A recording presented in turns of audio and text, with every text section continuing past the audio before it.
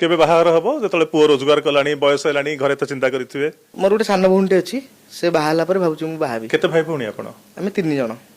बड़ किए बड़ मु तापरे मोर भाई abnormal टा टिके अच्छा ता तळे सान भउनी परिवार दायित्व धीरे धीरे आपन ऊपर पडुचे पूरा मो ऊपर टोटल आउ अच्छा रोजगार कम थिला छोटिया चाकरीटी बाबांगर थिला